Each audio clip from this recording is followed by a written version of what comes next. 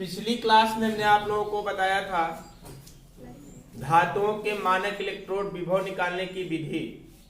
धातुओं के मानक इलेक्ट्रोड विभव निकालने के लिए हमने बताया था कि किसी भी धातु का इलेक्ट्रोड बनाते हैं, एक अर्धशेल बनाते हैं, उस अर्धशेल को मानक हाइड्रोजन इलेक्ट्रोड के सापेक्ष जोड़ दिया जाता है गैल्वेनीमीटर के द्वारा। जब मानक हाइड्रोजन इलेक्ट्रोड के सापेक्ष गैल्वेनीमीटर से होते हुए जोड़ दिया जाता है और विलयनों को जोड़ा जाता है साल्ट ब्रिज से, तो गैल्वेनीमीटर जो पाठ्यांक बताता है वही उस धातु का क्या कहलाता है, मानक इलेक्ट्रोड विभव।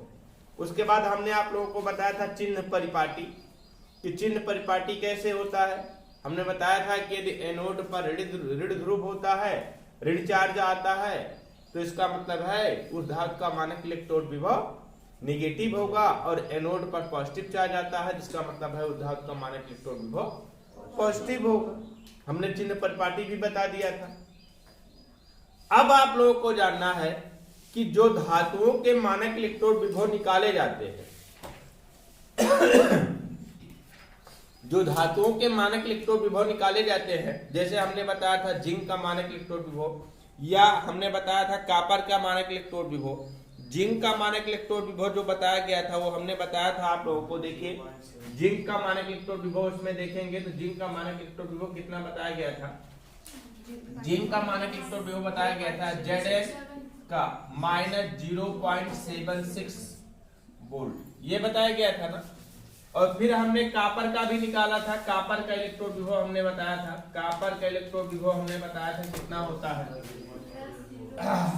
+0.34 वोल्ट, ये बताया था ना।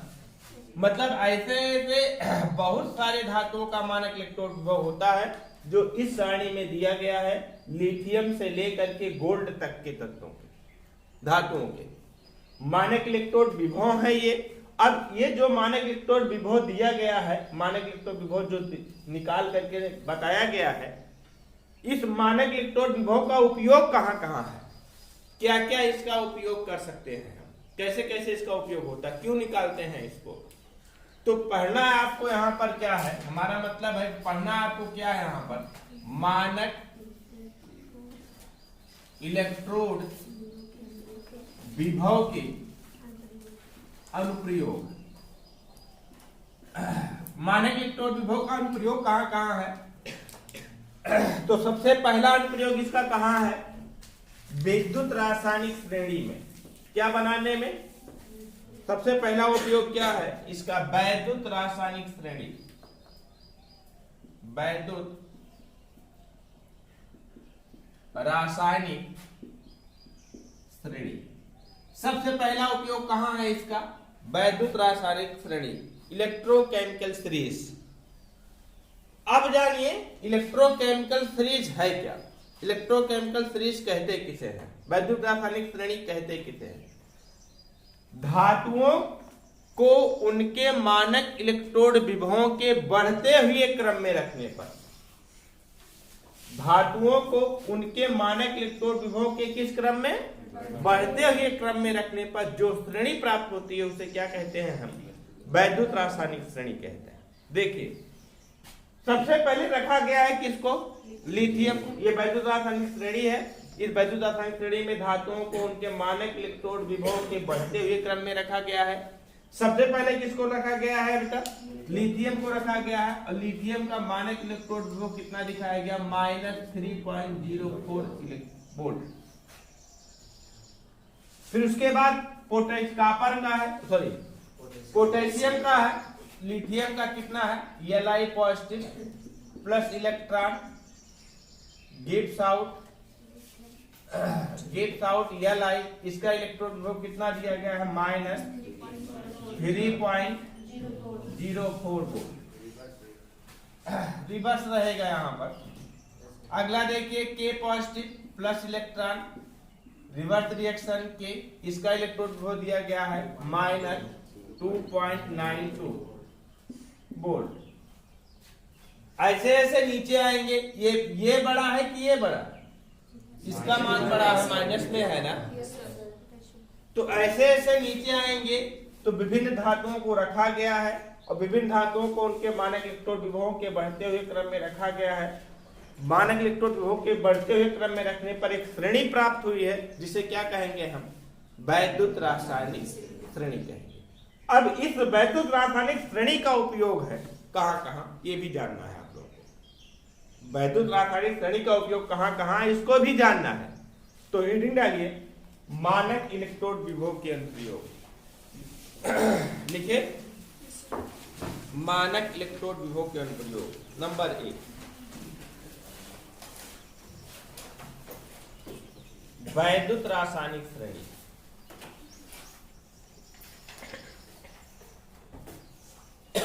वैद्युत रासायनिक श्रेणी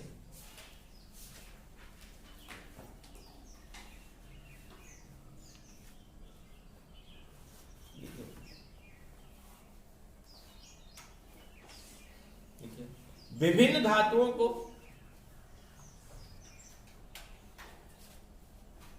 उनके मानक इलेक्ट्रोड विभवों के बढ़ते हुए क्रम में रखने पर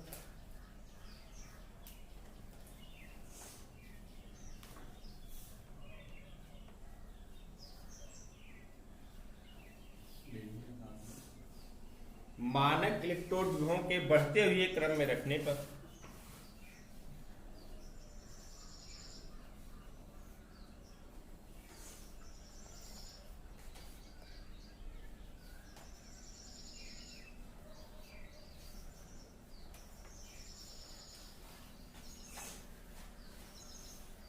जो श्रेणी प्राप्त होती है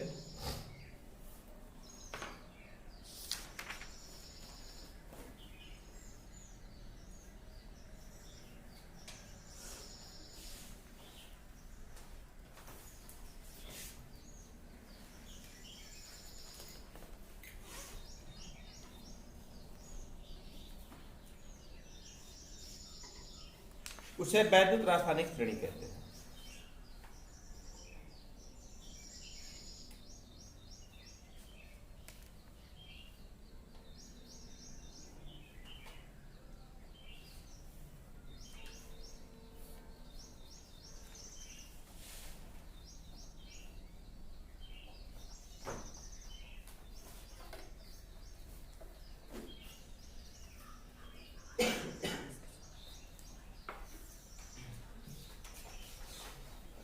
देखिए हमने यही बताया ना कि विभिन्न धातुओं को उनके मानक इलेक्ट्रोड विभवों के बढ़ते हुए क्रम में रखने पर जो श्रेणी प्राप्त होती है, जो एक श्रेणी प्राप्त होती है, इसे क्या कहते हैं हम? वैद्युत रासायनिक श्रेणी कहते हैं। वैद्युत रासायनिक श्रेणी की एक विशेषता और है। क्या विशेषता है? इलेक्ट्रॉन त्याग करने की प्रवृत्ति ऊपर के धातुओं में इलेक्ट्रॉन त्याग करने की प्रवृत्ति। अच्छा, इलेक्ट्रॉन त्याग करने की प्रवृत्ति का मतलब कौन सी प्रक्रिया? ऑक्सीकरण होने की प्रवृत्ति अधिक होती है, जबकि नीचे जाने पर इलेक्ट्रॉन त्याग करने की प्रवृत्ति घटती जाती है। इलेक्ट्रॉन त्याग करने की प्रवृत्ति घटती जाती है, अर्थात ऑक्सीकृत होने की प्रवृत्ति क्या होती जाती है? घटती जाती है। आपको पता होना चाहिए, हमने बताया है आप लोगों को कि जिस पदार्थ में इलेक्ट्रॉन त्याग करने की प्रवृत्ति होती है, जिसमें इलेक्ट्रॉन त्याग करने की प्रवृत्ति होती है, अर्थात जो इलेक्ट्रॉन त्याग करके ऑक्सीकरण की प्रक्रिया करते हैं, वो क्या कहलाते हैं? अपचायक। अपचायक पदार्थ कहलाते हैं ना। तो समझिए हमारी बात को, ऊपर के धातुओं में ऑक्सीकरण होने की प्रवृत्ति अधिक है, अर्थात इलेक्ट्रॉन त्याग करने की प्रवृत्ति अधिक है, तो ऊपर की धातुएं क्या होंगे? प्रबल अपचायक हो। ये भी अब इलेक्ट्रॉन तो त्याग यहां भी हो रहा है, ये भी अपचायक होंगे, लेकिन जिसके पास इलेक्ट्रॉन त्याग करने की प्रवृत्ति अधिक होगी, अर्थात ऑक्सीकृत होने की प्रवृत्ति अधिक होगी, वो क्या होंगे? प्रबल अपचायक होंगे। और जिसके पास इलेक्ट्रॉन त्याग करने की प्रवृत्ति कम होगी, वो क्या होंगे? दुर्बल अपचायक होंगे। इसका मतलब क्या है कि ऊपर से नीचे आते हैं, ऊपर से नीचे आते हैं तो धातुओं के अपचायक क्षमता क्या होती जाती है? घटती जाती है। अपचायक क्षमता धातुओं क्या होती है? घटती जाती है। समझ पा रहे हैं ना?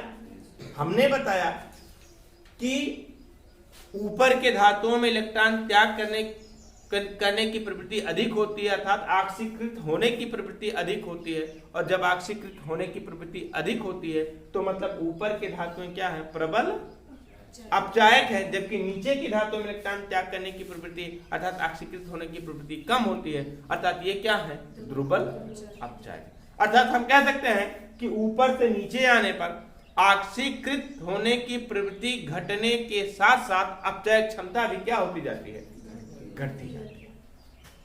समझ पा रहे हैं कि नहीं? तो लिखिए इसी पॉइंट को, लिखिए श्रेणी में ऊपर से नीचे जाने पर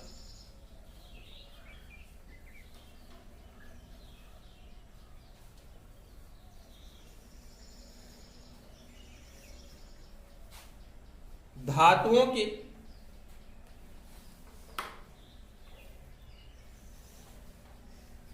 इलेक्ट्रॉन त्याग करने की प्रवृत्ति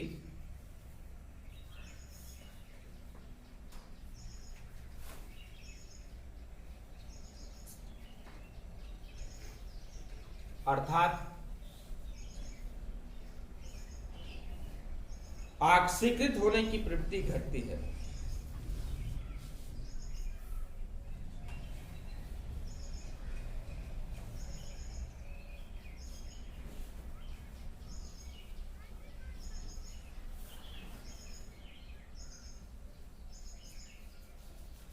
और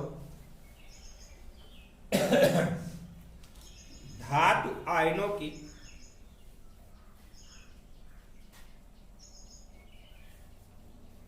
इलेक्ट्रॉन ग्रहण करने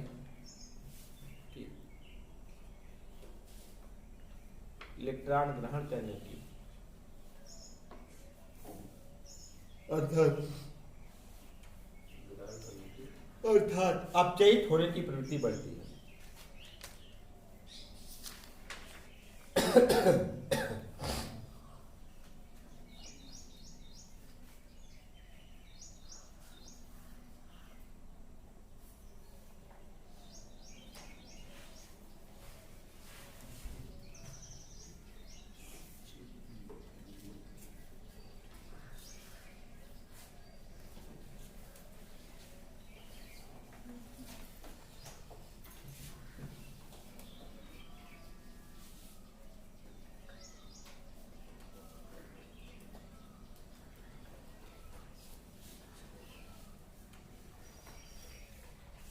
समझ गए इसको? वैद्युत रासायनिक श्रेणी समझ गए ना? तो एक बार फिर देखिए वैद्युत रासायनिक श्रेणी किसे कहा जाता है कि धातुओं को उनके मानक इलेक्ट्रोड विभवों के बढ़ते हुए क्रम में रखने पर जो श्रेणी प्राप्त होती है उसे हम वैद्युत रासायनिक श्रेणी कहते हैं। वैद्युत रासायनिक श्रेणी की विशेषता क्या है? वैद्युत रासायनिक श्रेणी में एक और क्या होता है, मुख्य लक्षण इसका क्या होता है, इलेक्ट्रॉन त्याग करने की प्रवृत्ति ऊपर से नीचे आते हैं तो घटती जाती है, अर्थात अपचयित होने की प्रवृत्ति क्या होती जाती है, घटती जाती है। जबकि इलेक्ट्रॉन ग्रहण करने की प्रवृत्ति, आयनों में इलेक्ट्रॉन ग्रहण करने की प्रवृत्ति बढ़ती जाती है, अर्थात ऑक्सीकृत होने की प्रवृत्ति क्या होती जाती है, बढ़ती जाती है ना? अब है ना ये वैद्युत रासायनिक श्रेणी के मुख्य लक्षण, वैद्युत रासायनिक श्रेणी के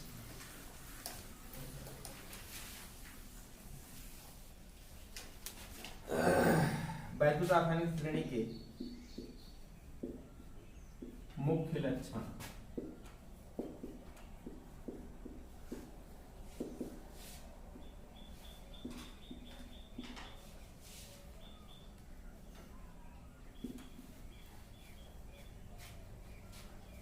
इसके लक्षण क्या क्या हैं? सबसे पहला लक्षण यही है, किसी इलेक्ट्रोड के मानक इलेक्ट्रोड विभव का ऋण चिन्ह यह प्रदर्शित करता है। देखिए ऊपर जो है ऋण चिन्ह है और नीचे क्या है, यहाँ पर पॉजिटिव है। समझिए हमारी बात को, हाइड्रोजन है बीच में और हाइड्रोजन का मानक इलेक्ट्रोड विभव कितना है, स्टैंडर्ड इलेक्ट्रोड पोटेंशियल 0 है, और हाइड्रोजन से ऊपर के जो हैं वो ऋणात्मक हैं अर्थात नेगेटिव हैं, और हाइड्रोजन से नीचे जो है वो क्या है, पॉजिटिव है अर्थात धनात्मक हैं। समझ पा रहे हैं ना? अब देखिए यहाँ पर ये ऋण चिन्ह क्या प्रदर्शित करता है, ये ऋण चिन्ह ये प्रदर्शित करता है कि जब इन धातुओं का इलेक्ट्रोड बनाया गया और इसे मानक हाइड्रोजन इलेक्ट्रोड के सापेक्ष जोड़ा गया, वहीं से तो निकाला गया है, ये सब वहीं से तो निकाला गया है। जब इन धातुओं का अर्धतल बनाया गया, अर्धतल कह सकते हैं या क्या कह सकते हैं, इलेक्ट्रोड बनाया गया और इसे मानक हाइड्रोजन इलेक्ट्रोड के सापेक्ष जोड़ा गया, तो एक गैल्वेनिक सेल का निर्माण हुआ था, गैल्वेनिक सेल का निर्माण हुआ था। और उस गैल्वेनिक सेल का एनोड ये धातु का बना और उस पर कौन सा चिन्ह आया, ऋण ध्रुव आया, अर्थात एनोड पर ऋण पर चिन्ह के साथ वो प्रदर्शित हुआ। इसलिए इसका मानक इलेक्ट्रोड विभव किस चिन्ह के साथ है, किस चिन्ह के साथ है, ऋणात्मक चिन्ह के साथ है। समझ पा रहे कि नहीं? जब इन धातुओं का इलेक्ट्रोड बनाया गया और इन धातुओं का इलेक्ट्रोड बनाने के बाद इसे मानक हाइड्रोजन इलेक्ट्रोड के साथ जोड़ा गया, मानक हाइड्रोजन इलेक्ट्रोड के साथ जोड़ने पर यह देखा गया कि इन धातुओं का इलेक्ट्रोड, इन धातुओं के इलेक्ट्रोड का एनोड बना, एनोड हुआ और एनोड पर कौन सा चिन्ह आया आपका, माइनस चिन्ह आया, अर्थात ऋण चिन्ह आया। इसलिए इन धातुओं का इलेक्ट्रोड विभव, मानक इलेक्ट्रोड विभव किस चिन्ह के साथ लिया गया, ऋण चिन्ह के साथ लिया गया। अगला देखिए, अगला लक्षण देखिए, पहला लक्षण तो ये हुआ, दूसरा लक्षण देखिए, दूसरा लक्षण ये है कि हाइड्रोजन बीच में रखा गया है, बीच में हाइड्रोजन गैस रखा गया है। हाइड्रोजन गैस के ऊपर के सभी धातुओं का मानक इलेक्ट्रोड विभव कितना है, ऋणात्मक है, और हाइड्रोजन गैस के नीचे के सभी धातुओं का मानक इलेक्ट्रोड विभव क्या है, धनात्मक है। इसका मतलब क्या हुआ कि हाइड्रोजन गैस से ऊपर जितने भी धातुएं हैं ये हाइड्रोजन से प्रबल अपचायक है। क्या है, प्रबल अपचायक है, हाइड्रोजन से प्रबल अपचायक है, अर्थात इनमें इलेक्ट्रॉन त्याग करने की प्रवृत्ति अपेक्षाकृत अधिक है। अर्थात इलेक्ट्रॉन त्याग करने की प्रवृत्ति अधिक होने का मतलब क्या है कि अपचायक है। जबकि हाइड्रोजन से नीचे जितने भी हैं, हाइड्रोजन से नीचे भी जितने भी हैं, इनका मानक इलेक्ट्रोड विभव किस चिन्ह के साथ है, धनात्मक चिन्ह के साथ है। इसका तात्पर्य यह होता है कि ये हाइड्रोजन से नीचे जितने भी धातुएं हैं ये हाइड्रोजन से दुर्बल अपचायक है। क्या है, दुर्बल अपचायक, अर्थात इसमें इलेक्ट्रॉन त्याग करने की प्रवृत्ति कम है। समझ पा रहे ना? तो इतना लक्षण अभी तक आप लोगों को हम बता रहे हैं, मुख्यतः 3 लक्षण, वैद्युत रासायनिक श्रेणी का 3 लक्षण। सबसे पहला लक्षण कौन सा है कि किसी भी धातु का मानक इलेक्ट्रोड विभव का जो ऋणात्मक चिन्ह होता है ये प्रदर्शित करता है कि गैल्वेनिक सेल का एनोड ध्रुव पर कौन सा चिन्ह आया है, ऋण ध्रुव आया है। बने गैल्वेनिक सेल का एनोड पर कौन सा आया है, ऋण चिन्ह आया है। दूसरा हाइड्रोजन से ऊपर के समस्त धातुओं का मानक इलेक्ट्रोड विभव ऋणात्मक होता है, अर्थात ये हाइड्रोजन से प्रबल अपचायक होते हैं। और तीसरा हाइड्रोजन से नीचे धातुओं का, हाइड्रोजन से नीचे के धातुओं का मानक इलेक्ट्रोड विभव किस चिन्ह के साथ होता है, धनात्मक चिन्ह के साथ होता है, अर्थात ये सभी क्या है, दुर्बल अपचायक। यही वैद्युत रासायनिक श्रेणी के 3 मुख्य लक्षण है। अभी हम पढ़ाएंगे आपको वैद्युत रासायनिक श्रेणी के उपयोग, इसका उपयोग कहां कहां किया जाता है। समझ पा रहे ना? अभी तक आप लोग वैद्युत रासायनिक श्रेणी के बारे में इतना जाने, सिर्फ क्या क्या जाने कि धातुओं को मानक इलेक्ट्रोड विभव के बढ़ते हुए क्रम में रखा गया है। दूसरा ये जाने कि ऊपर से नीचे जाने पर इलेक्ट्रॉन त्याग करने की प्रवृत्ति घटती जाती है, अर्थात इससे अपचयित होने की प्रवृत्ति क्या होती जाती है, घटती जाती है। जबकि ऑक्सीकृत होने की प्रवृत्ति क्या होती है, बढ़ती। इलेक्ट्रॉन त्याग करने की प्रवृत्ति घटेगी मतलब इलेक्ट्रॉन ग्रहण करने की प्रवृत्ति क्या होगी, बढ़ेगी। और इलेक्ट्रॉन त्याग करने की प्रवृत्ति का मतलब क्या, ऑक्सीकरण होने की प्रक्रिया घटती है, और जिसमें ऑक्सीकरण होने की प्रक्रिया घटती है वो प्रबल क्या होते हैं, अपचायक क्षमता उनकी क्या होती जाती है, घटती जाती है। और इलेक्ट्रॉन ग्रहण करने की प्रवृत्ति बढ़ती जाती है, अर्थात अपचयन की प्रक्रिया बढ़ती जाती है। और जिसमें अपचयन की प्रक्रिया बढ़ती जाती है मतलब क्या होते हैं, वो ऑक्सीकारक प्रवृत्ति बढ़ती जाती है।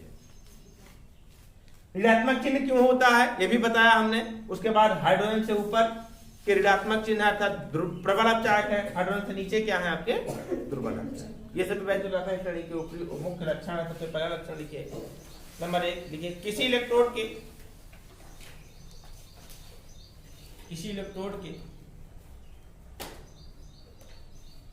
मानक इलेक्ट्रोड विभव का ऋण चिन्ह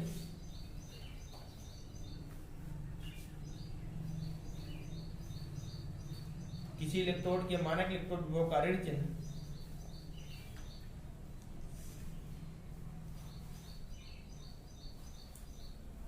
यह प्रदर्शित करता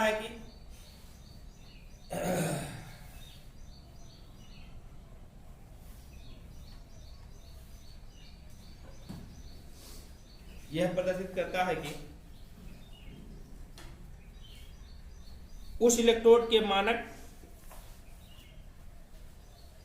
परिस्थिति में मानक परिस्थिति में मानक हाइड्रोजन इलेक्ट्रोड के साथ जोड़ने पर मानक परिस्थिति में मानक हाइड्रोजन इलेक्ट्रोड के साथ जोड़ने पर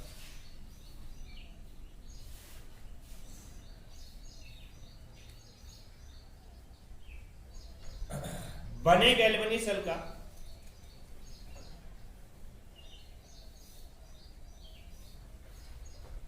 वह इलेक्ट्रोड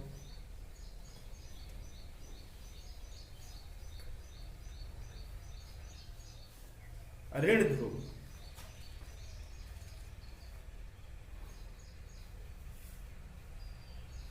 और हाइड्रोजन इलेक्ट्रोड, ऋण ध्रुव बोले तो एनोड वहीं ब्रेकअप लिख लीजिएगा, है ना, और हाइड्रोजन इलेक्ट्रोड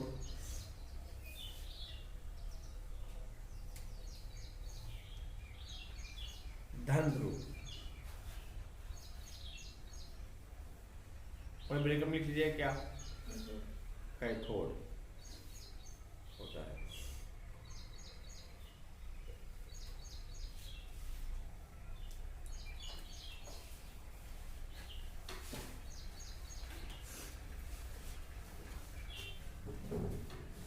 अगर जो धातुएं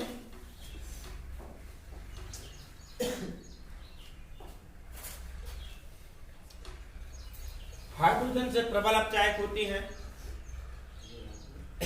जो धातुएं, लक्षण है ये सब जो हमने बताया अभी, जो धातुएं हाइड्रोजन से प्रबल अपचायक होती हैं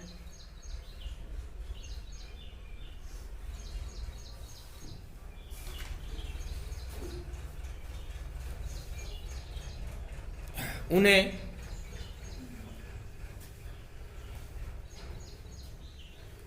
वैद्युत रासायनिक श्रेणी में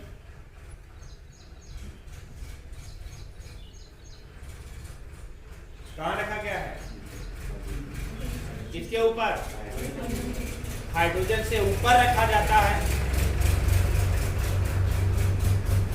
हाइड्रोजन से ऊपर रखा गया है तथा उनका मानक इलेक्ट्रोड विभव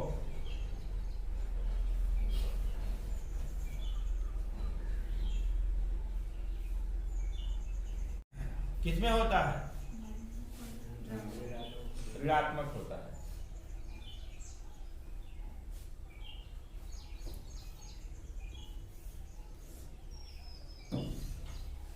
अगला नंबर, जो धातुएं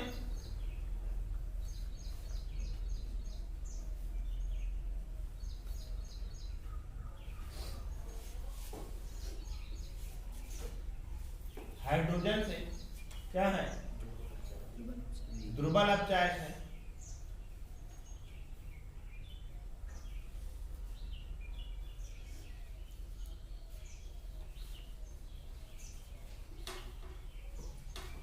उन्हें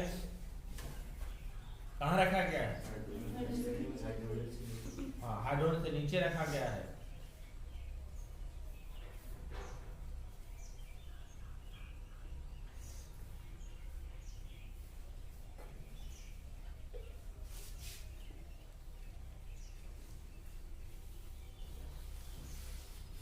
और इनका मानक इलेक्ट्रोड विभव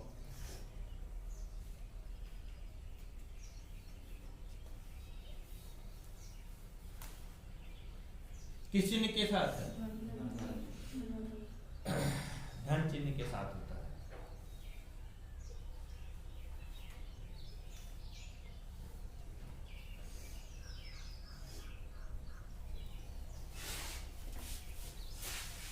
समझ गए ना। अब हेडिंग डालिए, वैद्युत रासायनिक श्रेणी के अनुप्रयोग। अब पढ़ना किसको है आप लोग को, वैद्युत रासायनिक श्रेणी के अनुप्रयोग पढ़ना है। इस श्रेणी का जो अनुप्रयोग है वो जानना है आपको। वैद्युत रासायनिक श्रेणी के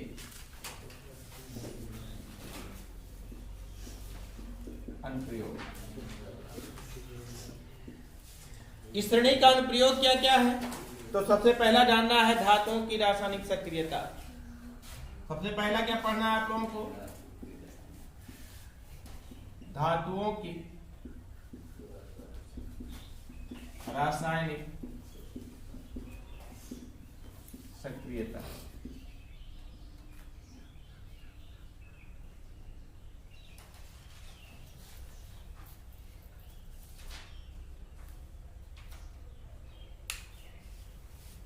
देखिए, ऊपर से नीचे आते हैं तो इलेक्ट्रॉन त्याग करने की प्रवृत्ति क्या होती है? घटती जाती है, अर्थात अपचयित होने की प्रवृत्ति, अर्थात ऑक्सीकृत होने की प्रवृत्ति घटती है। मतलब अपचायक क्षमता क्या होती जाती है? कम होती जाती है, अर्थात घटती जाती है। यही तो होता है। मतलब क्या हुआ इसका कि ऊपर से नीचे आते हैं, ऊपर से नीचे आते हैं तो इनका मानक इलेक्ट्रोड विभव बढ़ने के साथ साथ धातुओं की सक्रियता क्या होती है? घटती जाती है। जिस धातु का मानक इलेक्ट्रोड विभव जितना अधिक ऋणात्मक में होगा, अर्थात जितना कम होगा, वह धातु उतना ही प्रबल सक्रिय होगा, और जिस धातु का मानक इलेक्ट्रोड विभव जितना अधिक होगा उसकी सक्रियता सबसे कम होगी। इस श्रेणी की बात किया जाए तो इस श्रेणी में लिथियम का मानक इलेक्ट्रोड विभव सबसे कम है और गोल्ड का सबसे अधिक है। तो कहेंगे कि हम लिथियम सबसे अधिक सक्रिय है और गोल्ड सबसे कम सक्रिय है। हमारा कहने का मतलब यह हुआ कि मानक इलेक्ट्रोड विभव के बढ़ने के साथ साथ धातुओं की रासायनिक सक्रियता क्या होती जाती है? घटती जाती है। जिस धातु का मानक इलेक्ट्रोड विभव जितना कम होगा वह धातु उतना ही अधिक सक्रिय होगा। जिस धातु का मानक इलेक्ट्रोड विभव जितना अधिक होगा वह धातु उतना कम सक्रिय होगा। मतलब वैद्युत रासायनिक श्रेणी का निर्माण किया गया इस प्रकार से कि मानक इलेक्ट्रोड विभव का बढ़ता हुआ क्रम रखा गया है, अर्थात उनकी सक्रियता का कौन सा क्रम है? ये घटता हुआ क्रम। सक्रियता का कौन सा क्रम है? ये घटता हुआ क्रम। कल इसको हम पूरा लिखाएंगे, आप लोगों को बताएंगे, पुनः श्रेणी के बारे में बताएंगे।